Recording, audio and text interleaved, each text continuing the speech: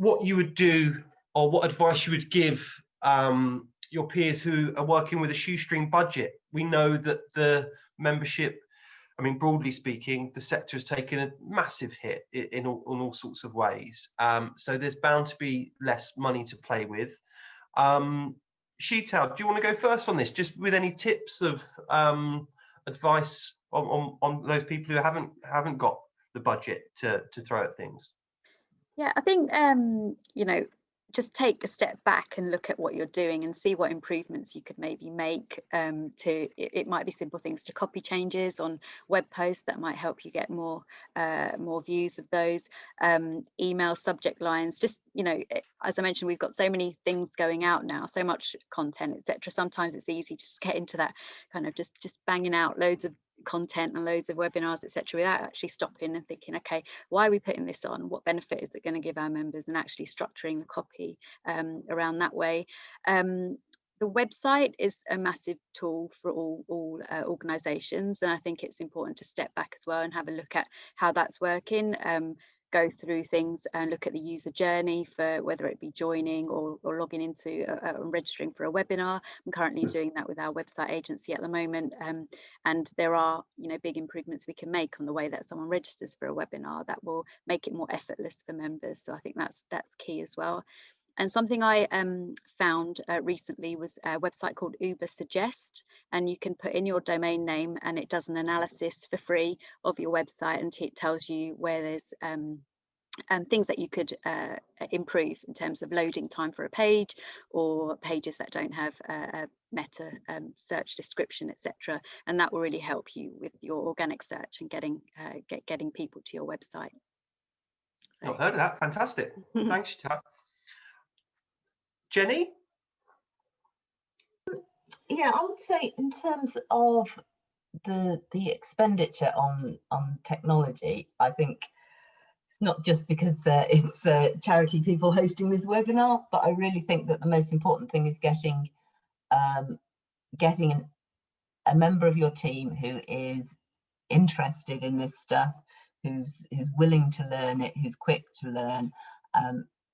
There are loads and loads of free and low-cost solutions out there. I mean, what they call commodity tech in terms of basically web cloud stuff that you can just get an account for relatively cheaply and then use, has just exploded in recent years. And there's a lot of stuff you don't have to do for yourselves. What you need, I think, is someone who's enthusiastic, who's willing to engage with the kind of the digital community and find those solutions out there, because there is a lot of low and free cost. A good example we've had is using a no-code tool, which is Zapier, to connect various systems together. It's very simple to use, very low cost, replaces expensive integrations, and it's just, I think, having someone in place who's willing to kind of go out, attend webinars, find ideas and bring them back is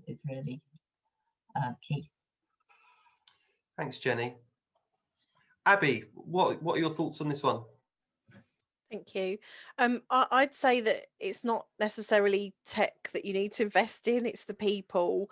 And to echo Jenny's point, I mean, we've got a fabulous head of digital engagement, which I appreciate not every organisation has or can necessarily afford.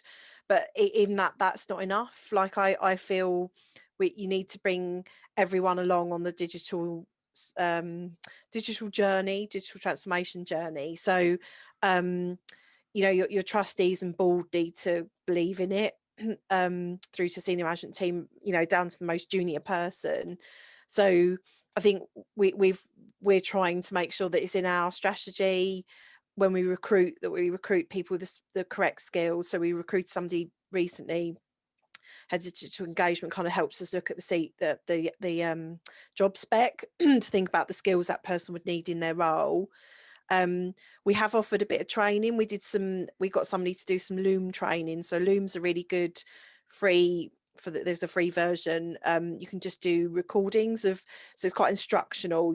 Well, we use it for instructional videos about how to access this, download that. So it supports our customer service. So we got somebody in to do a bit of that training, but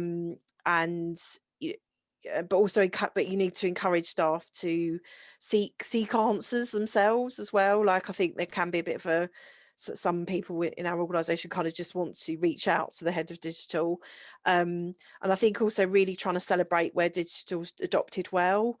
So our conference last week was a really good example of that, and trying to sort of celebrate the fact that we've managed to do this, all the positives that it's brought us. And I think we've all talked about this as well, like a culture where failing is acceptable, because you can test a lot of things with digital. It's really quick and easy to do that.